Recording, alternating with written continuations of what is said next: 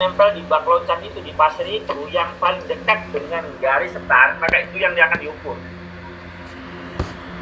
Sampai di sini bisa dipahamin? Paham, Pak.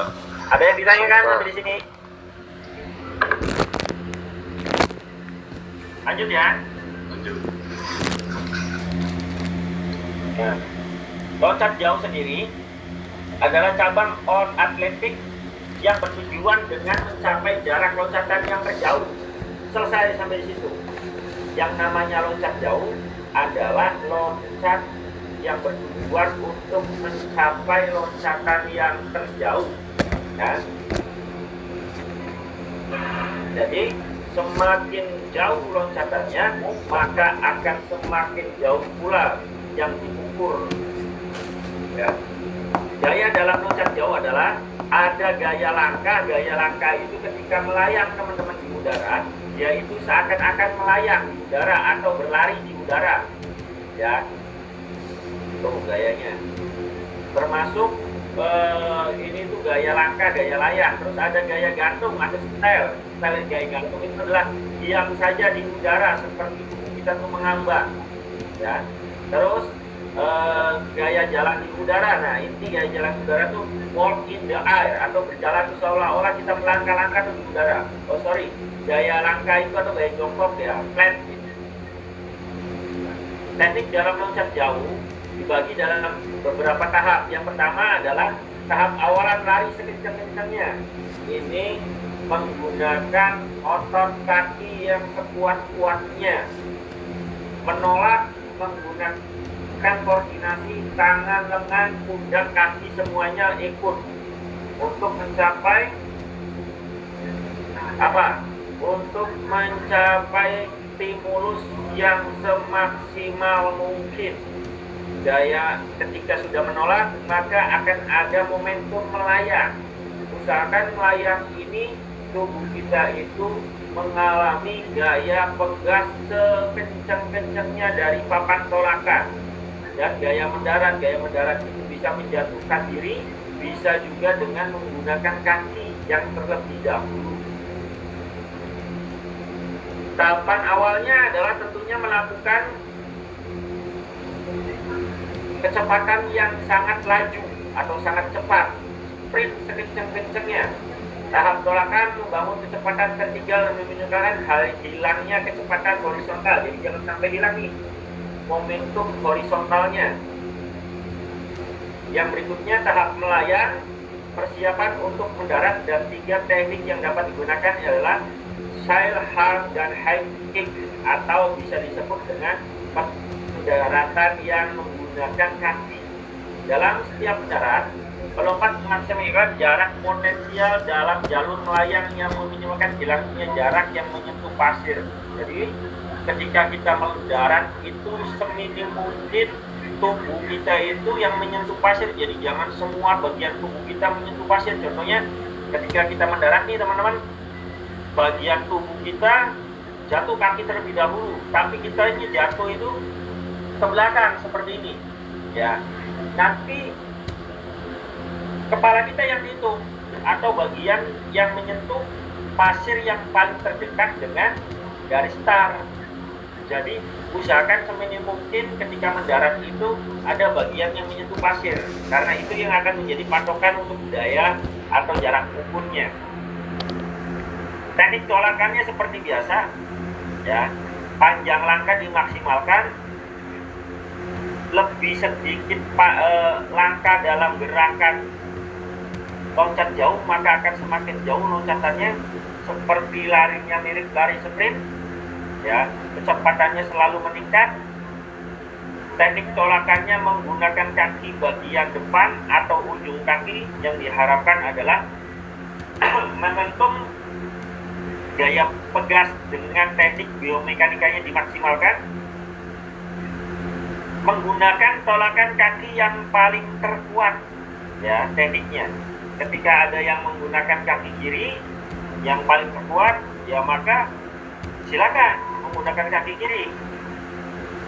Ketika menggunakan kaki kanan, ya silakan menggunakan kaki kanan. Tidak bisa disalahkan ketika nanti ada seorang siswa Pak, saya lebih cenderung menggunakan kaki kiri, terus nanti teman-teman menyalahkan ya, jangan kaki kiri, kaki kanan. Itu teknik yang diberikan kepada siswa itu melihat kondisional siswanya, habitnya seperti apa. Ya teman-teman ya. Jadi jangan sampai memaksakan ketika dia cenderung kaki kiri, teman-teman memaksakan kaki kanan, maka tidak akan ada gaya pegas yang dihasilkan.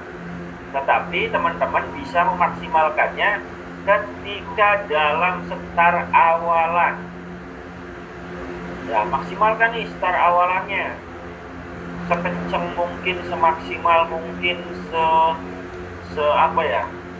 sepotensial mungkin. Baru nanti akan ada momentum di mana sesuai dengan hukum Newton yang saya sebutkan, ada aksi maka akan ada reaksi. Semakin besar gaya yang diberikan, maka akan semakin besar juga hasil gaya yang akan dihasilkan. Seperti itu.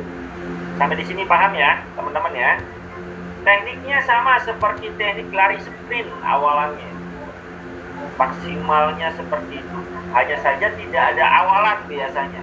Awalannya menggunakan setar berdiri, bukan setar jongkok. Ya. Pak, jarak dari lari sprint awalan ke blok setarnya itu berapa? Ya, kalau di dalam atletik biasanya 50 meter. Apakah boleh lebih daripada 50 meter awalannya? Boleh, tidak bisa disalahkan. Tetapi kebanyakan 50 meter. Kenapa? Atlet itu berpendapat semakin jaraknya, kalau semakin jauh maka tenaganya akan habis di sprintnya itu. Kalau 50 meter jaraknya makin mereka anggap semakin pendek, maka bisa dimaksimalkan untuk momentum ketika mereka tuh dalam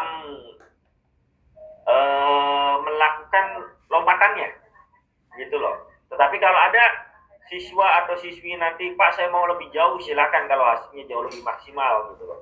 Tetapi 50 meter itu adalah jarak yang sangat ideal sekali buat atlet profesional. Biasanya kalau siswa 10 meter, 20 meter juga cukup, seperti itu. Ya.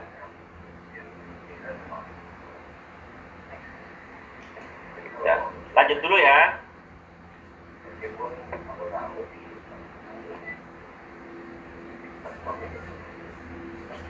Mendaratnya seperti ini, teman-teman. Diusahakan kalau emang mendarat ketika kakinya seperti ini, diusahakan jangan ada yang menyentuh di belakang kaki ini bagian tubuhnya. Kenapa? Ketika pantatnya nanti menyentuh di sini, maka ini yang akan diukur dari blok setar ini. Ya. Pokoknya bagian tubuh yang paling dekat dengan blok setar, yang menempel atau ada jejak di pasir, itu yang akan menjadi tolak ukurnya. Ya, sampai di sini harus dipahamin ya.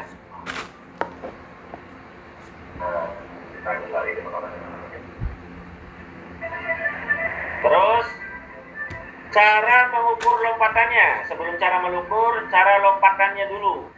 Jadi nanti ada papan loncat. Kakinya ketika menolak itu tidak boleh melebihi dari papan loncat itu. Kenapa? Nanti diskualifikasi. Itu dulu yang pertama.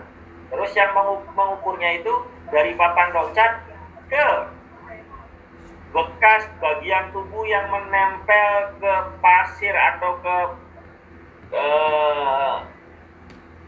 ini apa namanya, bak loncat ya. Ini tolak loncat jauh.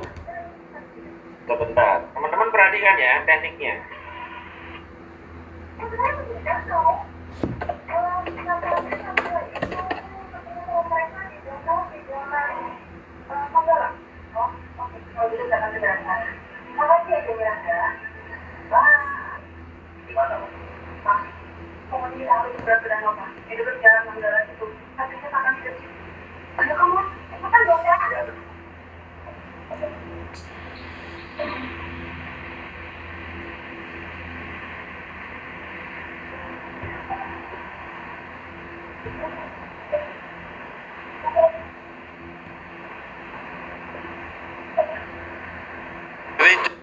nominated by the US of A, 22 of 27